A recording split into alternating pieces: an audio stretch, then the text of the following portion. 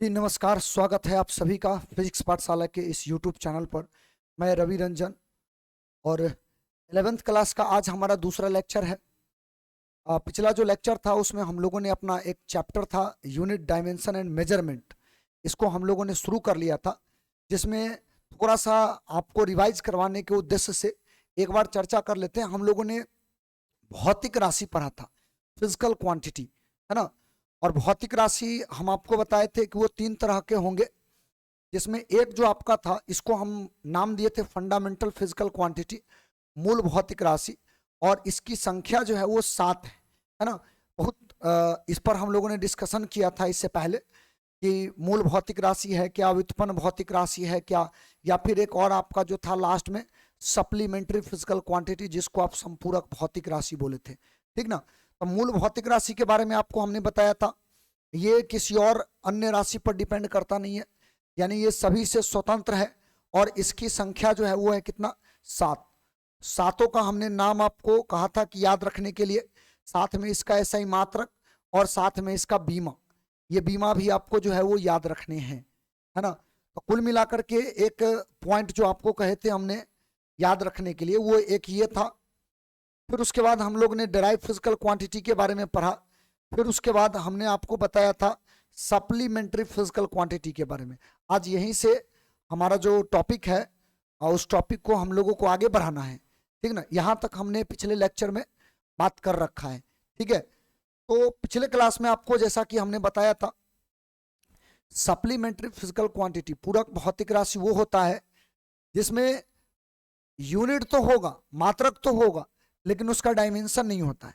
Actual में अगर आप इसको गौर करोगे, जब हम इसको अभी डिटेल में चूंकि पढ़ने वाले हैं, जब आप इसको डिटेल में समझोगे तो फॉर्मूला जो होता है ना सप्लीमेंट्री फिजिकल क्वांटिटी का, जो अपना मूल फॉर्मूला होता है, उस फॉर्मूला के आधार पे उसका यूनिट भी नहीं होता है, माने मात्रक आप जो है वहां से लाते नहीं हो, बल्कि किसी और सेंस में हम उसको जो है कैलकुलेट करते हैं, ठीक ना। तो आइए हम लोग आज बात करेंगे इसी पर। सप्लीमेंट्री फिजिकल क्वांटिटी, पूरक भौतिक राशि दो प्रकार की, एक जो होता है उसको हम नाम देते थे क्या चीज, इसको हम लोग नाम देते थे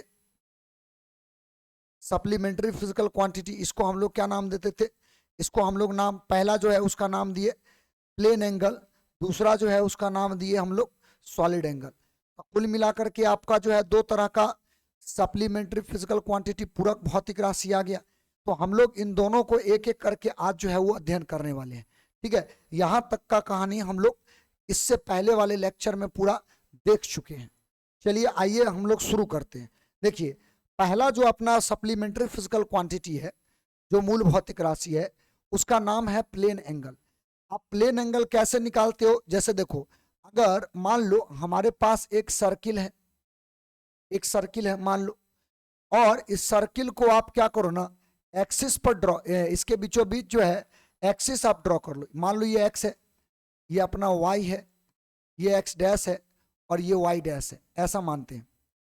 अच्छा, इसमें हम लोग क्या करेंगे, मान लेते हैं कि हमको यहां से, माने एक पॉइंट है ए, इस पॉइंट से चलना शुरू करना इस रास्ता पे, ये जो वृत्तीय रास्ता है, इस वृत्तीय रास्ता पर हमको चलना शुरू करना है, और पॉइंट ए से चलना शुरू करना है, और ये बी पॉइंट है, यहां पे आके रुक जाना है। अगर मान लो हमें पॉइंट ए से बी पर जाना है, तो सीधी सी बात है, सेंटर पर आप कुछ ना कुछ एंगल ट्रेवल करेंगे, कुछ ना कुछ कोण जो है ना वो तय होगा, और ये जो कोण तय होगा, इसी कोण को हम लोग बोलते हैं समतल कोण, प्लेन एंगल। आप एक चीज गौर करेंगे, हमारे पास दो प्लेन है, एक एक्स और एक वाई, माने दो एक्सिस है, और दो एक्सिस मिलकर के एक प्लेन का निर्माण करता है, एक सतह का निर्माण करता है, बात समझे। एक अगर एक्सिस लेते हो तो ये तो एक लंबाई टाइप का जो है बनेगा, दूसरा दूसरा लंबाई टाइप का, लेकिन इसके बीच में जो भी सरफेस आपको दिखेगा, वही सरफेस तो आपका समतल कहलाता है, वही प्लेन कहलाता है। और इस प्लेन पर आप जितना ज्यादा आर्क पर, या जितना त्रिज्या आप जितना ज्यादा आप इसका चाप जो है वो तय करोगे, उतना ज्यादा सेंटर पर आपको एंगल बनता हुआ दिखेगा, और ये जो एंगल बनता हुआ दिखेगा, इसी एंगल को हम बोलेंगे समतल कोण। और बहुत बेसिक सा बात है, कोई भारी बात नहीं है, ये पहले भी आपको बताया गया होगा जब आप छोटे क्लास में होंगे उस समय भी, ठीक ना। अगर मान लो हमारा ये जो है इसका रेडियस अगर आर है, ये ओरिजिन है, और हम आपसे बोले ये थीटा का फॉर्मूला क्या होता है, तो आप लोगों ने एक फॉर्मूला पढ़ा होगा, अगर आप नहीं जानते हैं तो इसको अभी जान लीजिए। एंगल बराबर, एक फॉर्मूला आपको बहुत पहले बताया गया होगा, एंगल बराबर फॉर्मूला होता है चाप बट्टा त्रिज्या। चाप, आर्क, आर्क, आर्क बट्टा त्रिज्या, रेडियस, ये फॉर्मूला होता है एंगल बराबर, ठीक ना। अच्छा, माने एंगल अगर हमको निकालना है, अगर हमको एंगल चाहिए, एंगल निकालने के लिए हमें ये फॉर्मूला आना चाहिए, ठीक है। अच्छा, इस फॉर्मूला के आधार पे हम अगर आपसे ये बोले कि बताइए एंगल का जो वैल्यू होगा, ये जो हम लोग ड्रॉ कर रखे हैं, इसके आधार पर सिंबॉलिक तौर पे कैसे लिखेंगे, तो सीधी सी बात है, एंगल के जगह पे आप थीटा लिखोगे, और चाप के जगह पे ए बी आप लिखोगे, और इसके ऊपर ये टेढ़ा लाइन डाल दोगे इसके ऊपर में, ये चाप का सिंबल हो जाता है। और रेडियस को तो आप रेडियस के फॉर्म में ही लिख दो, ये सिंबॉलिक फॉर्म में आपका फॉर्मूला बन गया। अच्छा, इसका हम यूनिट निकालना चाहते हैं फॉर्मूला के आधार पे, जो फॉर्मूला हम लोगों ने पढ़ा है इसके आधार पे हम लोग इसका मात्रक निकालना चाहते हैं। देखो, इसका अगर आप मात्रक निकालोगे तो देखो, ऐसा यूनिट तो नहीं बोलेंगे क्योंकि ऐसा यूनिट तो इसका माना गया है और वो आपका रेडियन बनेगा, उस पर अभी हम बात करेंगे। फिलहाल आप इसका यूनिट की बात करो, केवल यूनिट की बात करते हैं। तो ऊपर में जो है ए भी, ये चाप का लंबाई है, और चाप का लंबाई भी तो एक प्रकार का दूरी होता है, यहां से यहां तक जो लंबाई आपको दिखेगा वो भी तो एक प्रकार का दूरी है, और दूरी का मात्रक आप क्या लेते हो, मीटर। दूरी का मात्रक क्या होगा, मीटर। अच्छा, रेडियस का मात्रक क्या होगा, इसका भी मात्रक क्या होगा, मीटर। और मीटर अगर कैंसिल हो गया तो हमारे पास कोई यूनिट बचा क्या, बिल्कुल नहीं, ये यूनिट लेस हो गया, मात्रकहीन हो गया, इसका कोई मात्रक नहीं बचा, ठीक है। लेकिन इसका जो ऐसा ही मात्रक होता है वो आप पढ़े होंगे, और नहीं पढ़े हैं तो अभी जान लीजिए, इसका जो ऐसा ही मात्रक होता है प्लेन एंगल का, S I, unit of plane angle, समतल कोण का एस आई मात्रक, ठीक ना। तो समतल कोण का जो एस आई मात्रक होता है वो होता है रेडियन, रेडियन, रेडियन, ठीक ना। समतल कोण का जो एस आई मात्रक होता है वो होता है रेडियन। हिंदी में भी अगर नाम दो तो इसको हम लोग बोलते हैं रेडियन। अच्छा, एक और बात आपको याद रखना है, ये जो रेडियन जो होता है, ये जो रेडियन जो इसका यूनिट है, ये जो रेडियन जो इसका मात्रक है, इसको हम लोग जब भी लिखते हैं ना तो पाई में लिखते हैं। पाई जो होता है वो रेडियन में मापा जाता है, माने पाई रेडियन, ठीक है। और पाई रेडियन जो होता है वो 180 डिग्री के बराबर होता है। एक्चुअल में जो आप डिग्री लेते थे ना, वो कोई एंगल नहीं होता था। जब इसी डिग्री को पाई के रूप में अगर आप लिखते हो तब जाकर के इसका मात्रक हम लोग रेडियन में लिखते हैं। इसीलिए प्लेन एंगल का ऐसा मात्रक जो है ये रेडियन माना गया है। बात समझ गए। तो हम लोग यहां पर ये बात ध्यान रखेंगे, जब भी रेडियन में वैल्यू लिखते हो तो ये ऐसा ही मात्रक कहलाता है। अगर मान लो आप कोई क्वेश्चन सॉल्व करते हो और वहां पर अगर आपको एंगल लेना है ऐसा ही मात्रक में, तो याद रखिएगा वो पाई के फॉर्म में लेना। जैसे अगर 60 डिग्री लेना है तब पाई बट्टा 3 कर देंगे, कोई और 90 डिग्री लेना है तब पाई बट्टा 2 कर देंगे। माने इसको हम लोग जब भी लिखेंगे तो पाई के फॉर्म में लिखेंगे, तभी ये ऐसा यूनिट में कहलाएगा। ये बात समझ गए। अच्छा, इतना पॉइंट याद रखना है। अगला पॉइंट ये है कि अगर हम आपसे ये बोले बताइए इसका मैक्सिमम वैल्यू कितना होगा, माने प्लेन एंगल का ज्यादा से ज्यादा आप कितना कोण बना सकते हैं, maximum value of plane angle. अगर हम आपसे ये बोले बताइए क्या होगा, समतल कोण का, समतल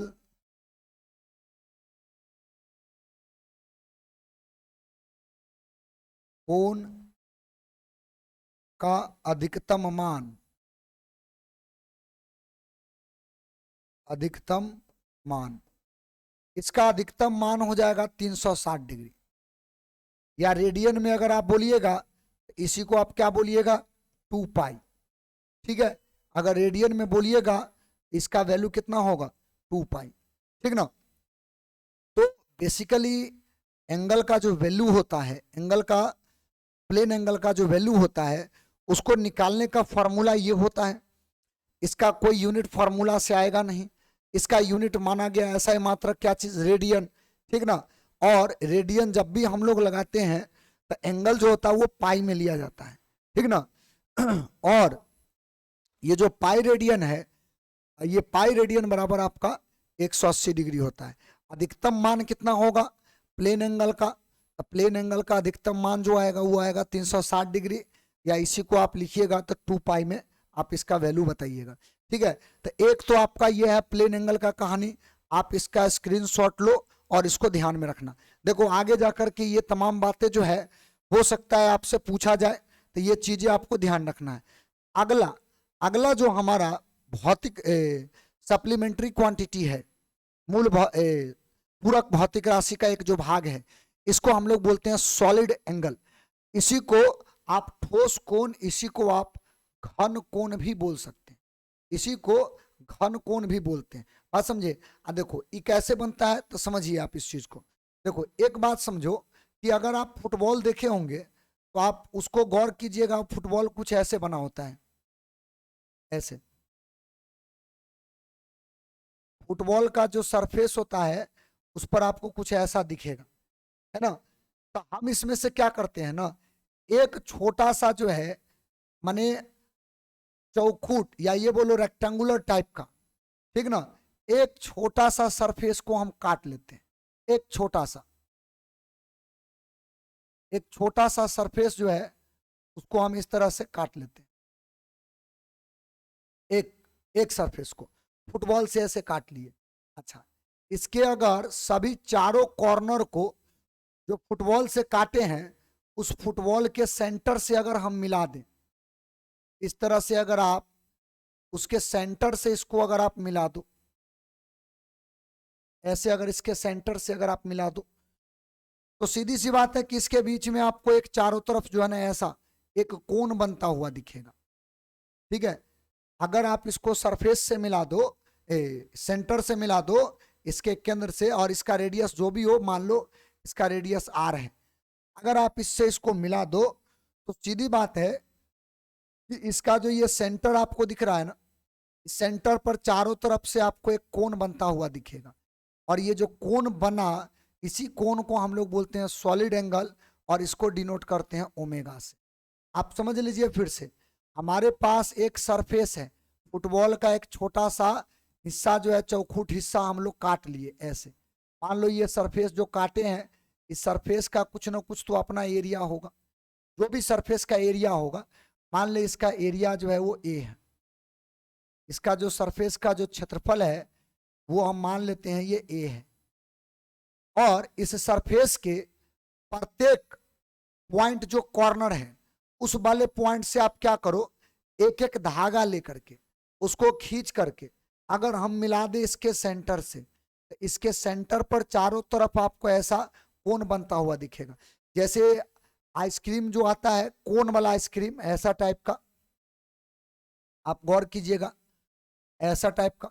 इसके चारों तरफ यहां पर एंगल बनता है, ऐसे गोल पूरा घुमाएंगे, तो यहां भी जो एंगल ये बना ना, इस एंगल को हम लोग सॉलिड एंगल बोलते हैं, ठोस कोण बोलते हैं।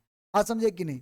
अगर आप ये सरफेस को इसी तरह से पूरा बना करके अगर गोल घुमा दो, ये भी एक सर्किल का एक स्फीयर का हिस्सा बन जाएगा, है कि नहीं।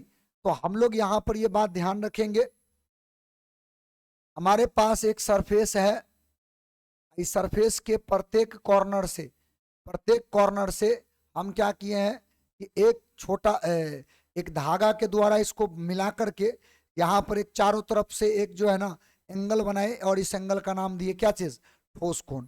अच्छा, ठोस कोण का भी एक मैथमेटिकल फॉर्मूला है जो आपको याद रखना है।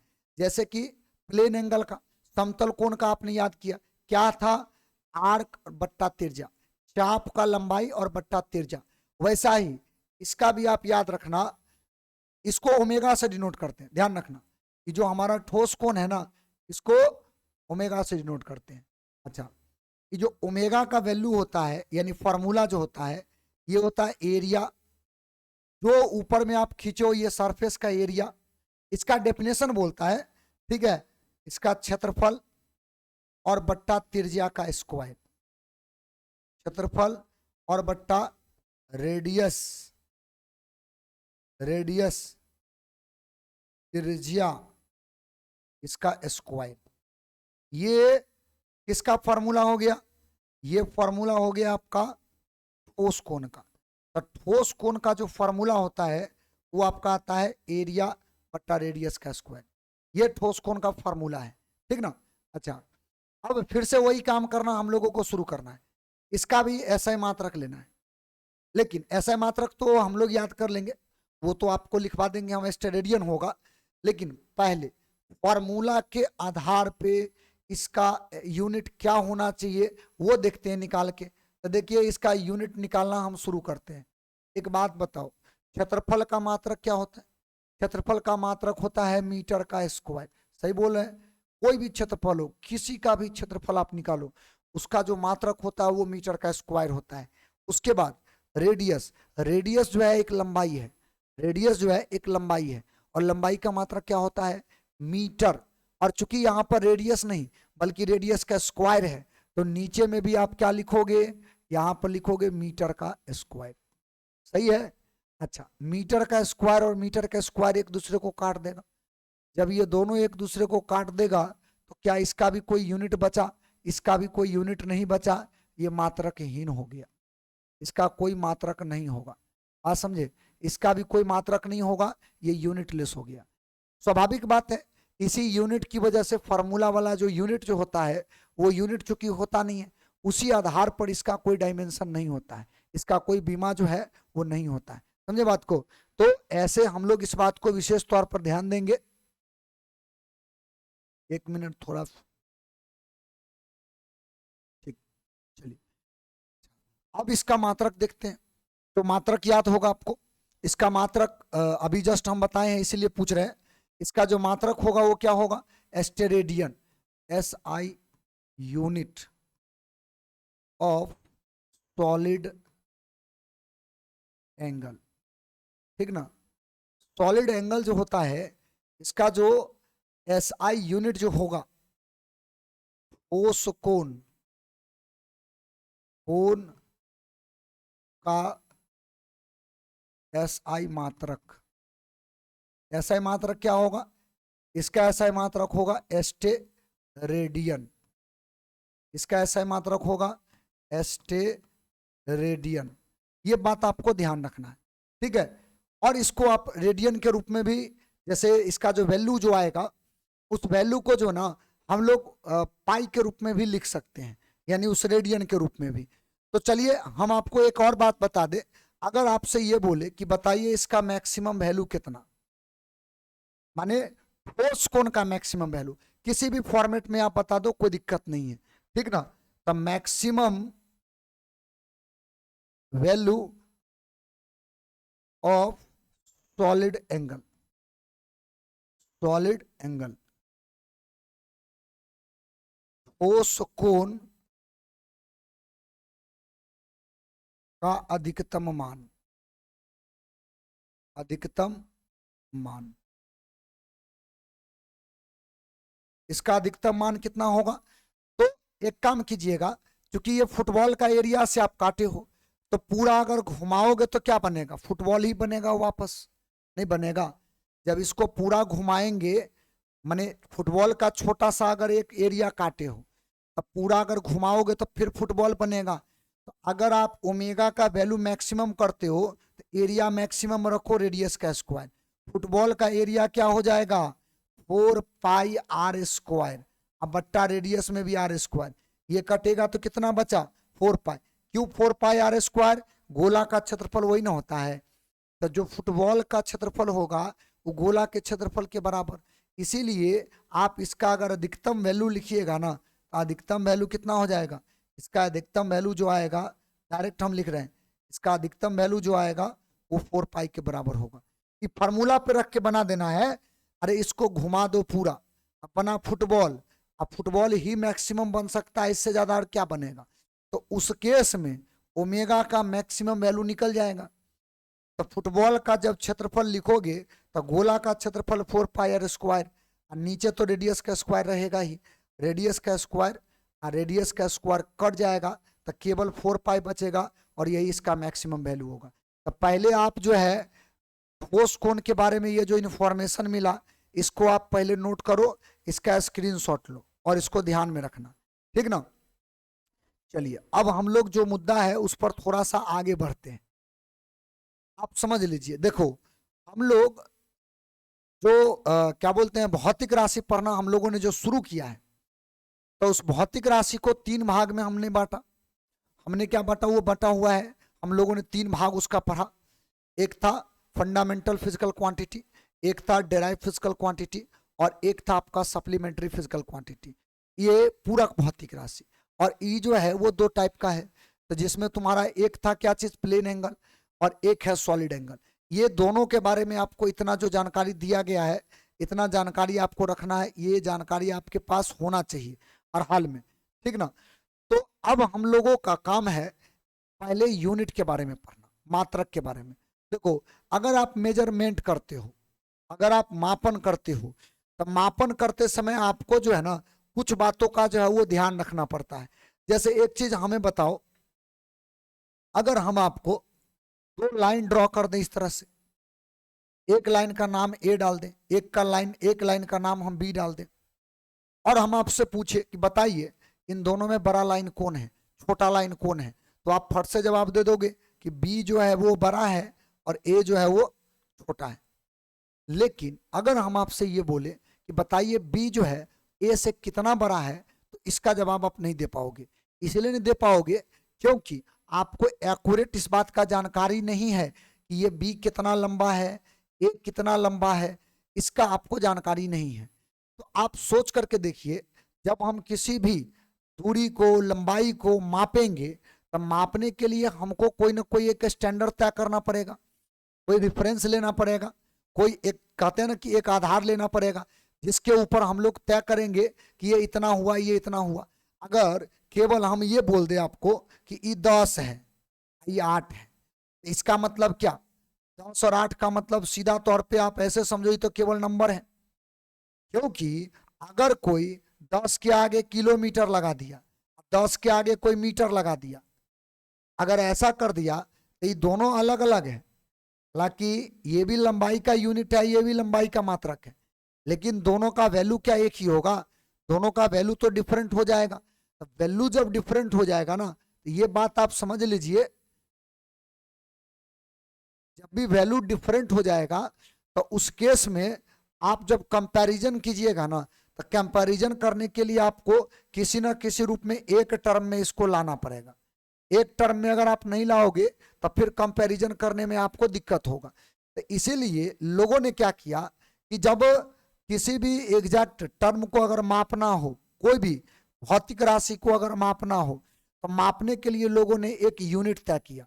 और यूनिट क्या है, एक स्टैंडर्ड रिफरेंस है, ठीक है। मात्रक क्या है, एक रिफरेंस है। कि जैसे अगर आपने किसी को 1 मीटर माना है, तो 1 मीटर का लंबाई फिक्स हो गया कि इतना को 1 मीटर बोलेंगे। अब बाकी सारा कुछ यहीं से तय होगा। इससे छोटा अगर होगा उसका कुछ और नाम देंगे, इससे बड़ा होगा उसका कुछ और नाम देंगे, लेकिन शुरुआत कहीं ना कहीं से तो करेंगे। तो शुरुआत करने के लिए लोगों ने उसका कुछ यूनिट मान लिया, उसको बोलते हैं रिफरेंस, स्टैंडर्ड रिफरेंस। तो मात्रक जो है वो लोगों का आवश्यकता है। भौतिक राशि, किसी भी भौतिक राशि को मापने के लिए जो सबसे जरूरी हमारे पास जो आवश्यकता है, जो सबसे ज्यादा आवश्यक चीजें हैं, वो आपका है मात्रक। अगर हम मात्रक नहीं जानते हैं तो 2 टर्म के बीच, 2 भौतिक राशि, सिमिलर भौतिक राशि के बीच हम लोग कंपैरिजन नहीं कर सकते हैं, हम लोग उसके बीच का अंतर नहीं बता सकते। अगर हमें इसका मात्रक पता है तो हम 2 एक ही जैसे भौतिक राशि के बीच में अंतर पता कर सकते हैं, दोनों के बीच में कंपैरिजन कर सकते हैं। समझे, और वो भी एक्यूरेसी के साथ, माने शुद्धता के साथ, शुद्ध रूप में हम लोग दोनों का तुलना कर सकते हैं।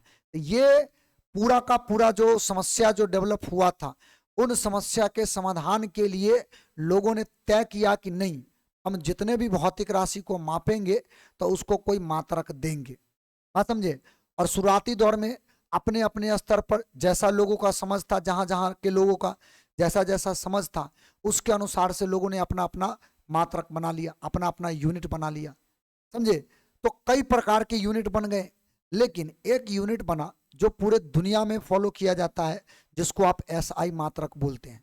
और फिजिक्स में जब भी आप आगे कुछ भी पढ़ोगे, जैसे जैसे आगे बढ़ते चलोगे, आप देखिएगा हम लोग अधिकतम जितना भी इस्तेमाल करेंगे मात्रक का, उसमें एसआई मात्रक का ही इस्तेमाल सबसे ज्यादा करने वाले हैं। इसीलिए एसआई मात्रक सभी भौतिक राशि का हमें ध्यान में रखना पड़ेगा। अच्छा, कोई टर्म अगर एसआई मात्रक में नहीं है तो उसको कैसे चेंज करेंगे, इसका भी तरीका हम लोग इसी जो हमारा टॉपिक है, यूनिट वाला टॉपिक, इसी में हम लोग देखेंगे, ताकि आने वाला समय में जब फिजिक्स का न्यूमेरिकल आप बनाओ और डाटा एसआई मात्रक में नहीं है, किसी और मात्रक में अगर आपको दे दिया और कह दिया कि अब इसको जो है सॉल्व करके कोई माने भौतिक राशि निकालिए, तो उस भौतिक राशि को निकालने के लिए आपको कोई ना कोई व्यवस्था दिया जाएगा।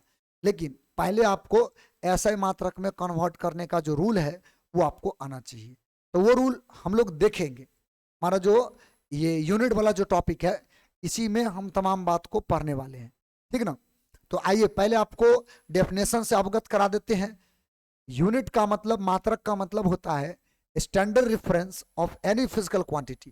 किसी भी भौतिक राशि का एक माने मानक कोई निर्देश होगा जिसके प्रयोग से उसी प्रकार के भौतिक राशियों को मापा जाएगा, which is use to measure same type of physical quantity. उसी टाइप के भौतिक राशि को मापा जाएगा। माने आप ऐसे नहीं कर सकते हो कि एक को किलोग्राम में मापेंगे और एक को मीटर में मापेंगे और दोनों का तुलना कर रहे हैं, ऐसे कैसे होगा। किलोग्राम ये द्रव्यमान का मात्रक बनेगा, ये आपका लंबाई का मात्रक बनेगा, और लंबाई और द्रव्यमान के बीच का भी तुलना हो सकता है क्या, उसका तुलना हम लोग नहीं करेंगे। तुलना एक ही जैसा क्वांटिटी के साथ होता है, समझे बात को। तो यहाँ पर यूनिट का परिभाषा जो दिया गया है वो कुछ इसी प्रकार से दिया गया है, ठीक ना। मात्रक का परिभाषा क्या हो गया, एक ऐसा स्टैंडर्ड रेफरेंस जिसके द्वारा किसी भौतिक राशि को आप क्या करते हो, दूसरे भौतिक राशि के तुलना में मेजर करते हो, मापते हो, ठीक ना। अच्छा, मापने का जो प्रणाली है वो कई है, जिसमें कुछ लिस्ट आपके सामने है, और हमें मूल रूप से ध्यान रखना है किसका, एसआई सिस्टम का।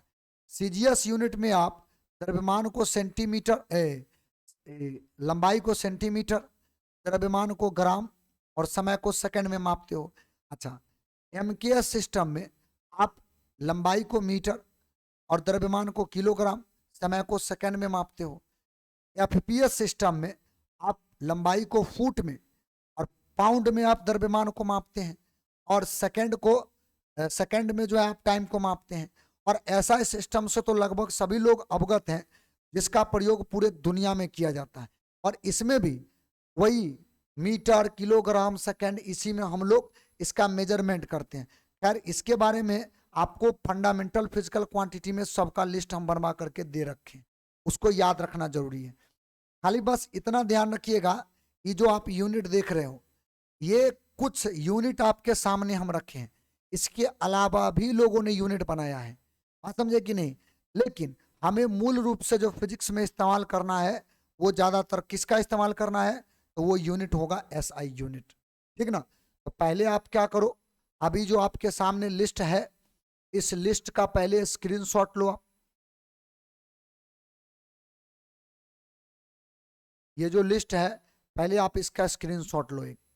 ये मात्रक का परिभाषा और ये टाइप, ये आपको याद रखना है, ठीक है। कुछ कुछ टर्म जो होगा वो आगे जाकर के आपको हम बताते भी चलेंगे। कुछ ऐसा टर्म आएगा जिसको हमें माने अलग तरीका से याद रख लेना है। जैसे देखिए, कुछ प्रैक्टिकल यूनिट होता है दूरी का, जो हम लोगों को याद रखना है। प्रैक्टिकल यूनिट माने प्रायोगिक मात्रक, जिसका प्रयोग वैज्ञानिक लोग किया करते हैं ज्यादातर केस में, ठीक ना। जैसे देखो, एक प्रायोगिक मात्रक जो है कुछ प्रायोगिक मात्रक का लिस्ट हम बताएंगे जो आपको माने पूरा बढ़िया से तैयार कर लेना है, जिसमें एक है लाइट ईयर, प्रकाश वर्ष। आप ऐसे सोचो, प्रकाश वर्ष का मतलब जो है उससे पहले कि प्रकाश का चाल कुछ ना कुछ तो होता है निर्वात में, और आप लोग 10th में भी पढ़े होंगे 3 × 10⁻⁴ कितना होता है 8 मीटर पर सेकेंड। अच्छा, इसी को किलोमीटर पर सेकेंड में अगर लिखो तो 3 × 10⁵ किलोमीटर पर सेकेंड होगा। इसका मतलब ये हुआ कि 1 सेकेंड में प्रकाश जो है ना वो 3 लाख किलोमीटर चलता है, और ये कोई सामान्य दूरी नहीं है। 1 सेकेंड में 3 लाख किलोमीटर जो है ये बहुत बड़ा डिस्टेंस ट्रैवलिंग हो रहा है, समझे। तो आप सोचिए, दो ग्रहों के बीच का दूरी हमको मापना है। कोई अगर इंची टेप लेकर के मापना शुरू करे, जीवन बीत जाएगा लेकिन क्या उसको मेजर कर पाएगा? कभी नहीं माप पाएगा। क्यों? क्योंकि वो दूरी बहुत बड़ा दूरी है, समझे। लेकिन लाइट के सहायता से तो मापा जा सकता है, क्योंकि लाइट उस दूरी को माने हो सकता है कुछ मिनटों में या हो सकता है कि कुछ दिनों में उसको ट्रैवल कर ले। लेकिन हम लोग अगर उसको ट्रैवल करने के लिए जाएंगे तो माने बहुत टाइम लग जाएगा और संभवतः हो भी नहीं पाएगा। तो लोगों ने एक टेक्निक विकसित किया जिसमें एक दूरी का एक यूनिट भी बन गया, जिसको हम लोग पढ़ना है, और उस दूरी का नाम है प्रकाश। दूरी का मात्रक जो बना उसका मात्रक जो है उसका नाम है प्रकाश वर्ष। और देखो टेक्निक क्या है वो तो खैर टेक्निक पर हम लोग बाद में कभी चर्चा कर लेंगे। फिलहाल हमको ये जानना है उस टेक्निक से जो एक मात्रक बना दूरी का, प्रायोगिक मात्रक जो बना, उस प्रायोगिक मात्रक को हम लोग बोलते हैं लाइट ईयर, इसको हम लोग बोलते हैं प्रकाश वर्ष, ठीक ना। तो प्रकाश वर्ष का मतलब होता है 1 साल में प्रकाश द्वारा तय किया गया टोटल दूरी। आप ऐसे समझो, 1 सेकेंड में प्रकाश 3 लाख किलोमीटर चल रहा है 1 सेकेंड में। तो जरा सोच के देख लीजिए, यही प्रकाश 1 साल में कितना चलेगा। 1 सेकेंड में लाइट जो है वो 3 लाख किलोमीटर चल रहा है 1 सेकेंड में। तो आप सोच करके देखो कि यही लाइट जो है वो 1 वर्ष में कितना तय करेगा। वही दूरी आपको क्या कहलाता है? Light year. इसी को हम बोलते हैं प्रकाश वर्ष, ठीक है। तो आप एक फॉर्मूला पढ़े होंगे, डायरेक्ट हम लिख रहे हैं चाल बराबर दूरी बट्टा समय। चाल स्पीड बराबर डिस्टेंस,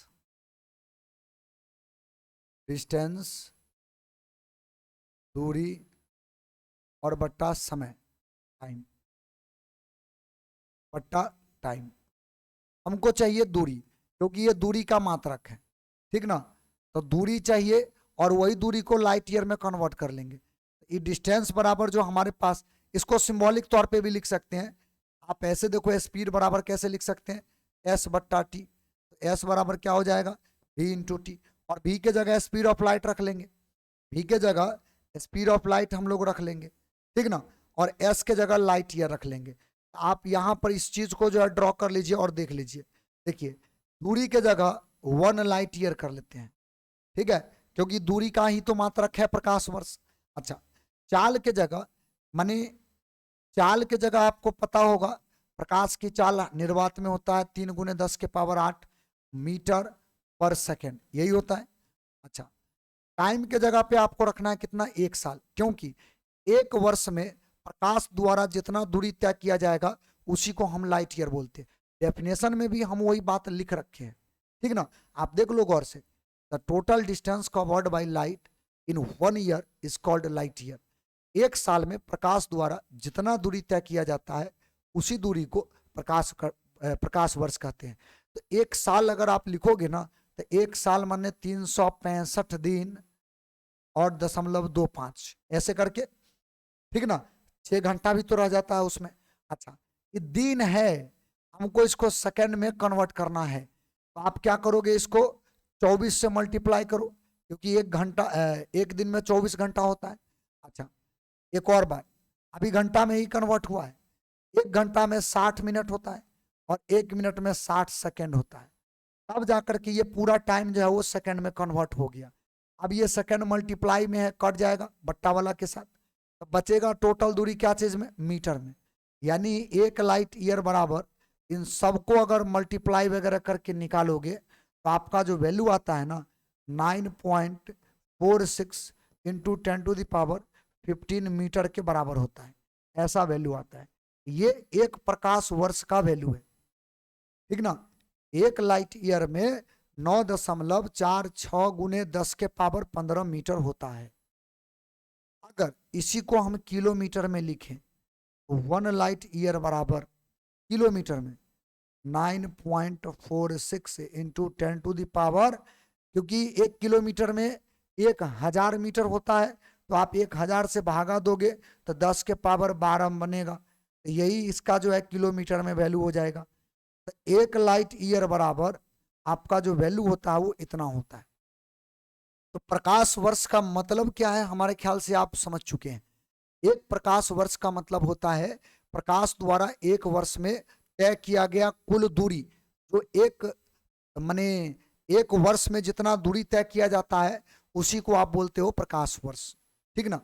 और देखो प्रैक्टिकल यूनिट जो होगा ना उसका संख्या हम लोग 3 पढ़ेंगे, 3 संख्या होगा जिसको हमको एक एक करके पढ़ना है। पहले आप इसका स्क्रीनशॉट ले लो, फिर हम उस पर बात करते हैं। ये जो पेज है इस पेज का आप स्क्रीनशॉट लो, ठीक ना। देखो 3 है जिस पर हम लोगों को पढ़ना है। इसके बाद हम लोग पढ़ेंगे एस्ट्रोनॉमिकल यूनिट, खगोलीय मात्रक। फिर उसके बाद हम लोग पढ़ेंगे हमारा जो अगला जो टॉपिक होगा उसके ऊपर में, उसका नाम है पारसेक। और छोटा छोटा बात और उस पर हम चर्चा करेंगे। यूनिट अभी खत्म नहीं हुआ है, यूनिट हम लोग बात करना शुरू किए हैं, ठीक ना। कुछ और बातें इस पर हम लोग करेंगे।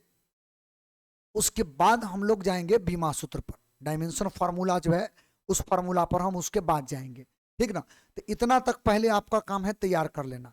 आज का जो क्लास है इसको यहीं पर हम जो है रोकते हैं, ठीक है। और अभी मैंने इसको हम कंटिन्यू रखेंगे थोड़ा सा, मैंने इसको जो है जो भी हमारा जो फिटनेस है उसकी वजह से थोड़ा सा वीडियो वगैरह में डिले हो रहा है अभी, ठीक ना। उसको हम सही करेंगे और आपको परेशान होने की जरूरत नहीं है। जब हमने आपको कहा है तब पूरा बात आपको हम बताएंगे, ठीक है। तो तब तक जितना आपको वीडियोस मिल रहा है उस वीडियोस से आप पढ़ते रहिए, आप अपना स्टडी जो है उसको जारी रखिए।